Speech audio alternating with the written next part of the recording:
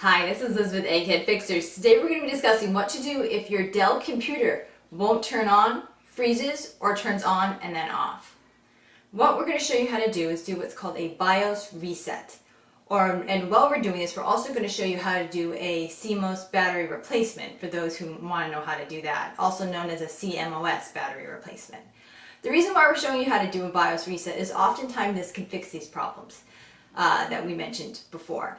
But as a shout out, this is a part of a series of videos that will take you through the diagnostic process on all the possible reasons, all the possible fixes for this problem.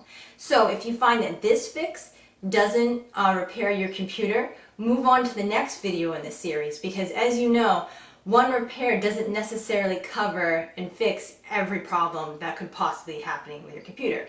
So if this video doesn't work, go down to the description down below and move on to the next video in the series.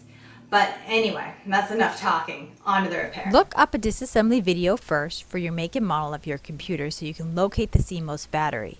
Sometimes you have to disassemble a video for it, and it varies from model to model, which is why we didn't include it. There are two kinds of Cmos battery, wired and a cradle kind. First, we will discuss the wired kind. If you don't have this kind, proceed further down the video where we show you how to do this with the cradle kind. So, to do a BIOS reset, you have to remove the Cmos battery for 20 minutes. So, with the wired kind, you have to locate the two plastic tabs on the side, put one finger on each side and gently pull up, being careful not to break that cradle. Once you break that cradle, it's extremely unforgiving. Sometimes it damages the motherboard to the point where you can't use it anymore, so you have to be careful. Now that you've done that, go ahead and set your Cmos battery and your motherboard aside for 20 minutes. This amount of time will reset BIOS. Once that time is up, it's that simple. You've done your BIOS reset. This fixes a world of problems, including the ones we mentioned in the beginning of the video. This is an excellent repair to know how to do. So, go ahead and plug it back in gently, just like you did. And now BIOS is reset, and this will oftentimes remedy the problems that we mentioned in the beginning of this video. Now the cradle kind of Cmos battery. Now the cradles vary drastically from model to model. This is the most common kind, so we'll demonstrate it on that. But if you find your kind looks different of cradle for your Cmos battery, then you may have to change or adjust the way you do it. Sometimes there's a flap or a piece of metal you have to move. But for this kind, you take the tool right there, the screwdriver, you set it there, and you push it to the left gently, being careful not to break the cradle, because once you break it, it's very hard to fix it. So you have to be very gentle with it.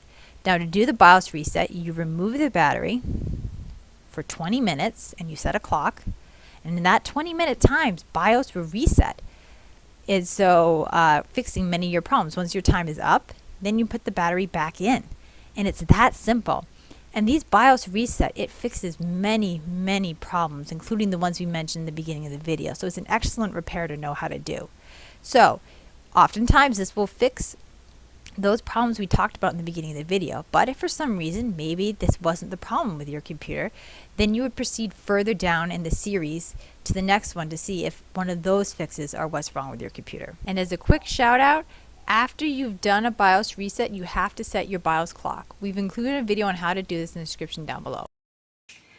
Thanks for watching our video today.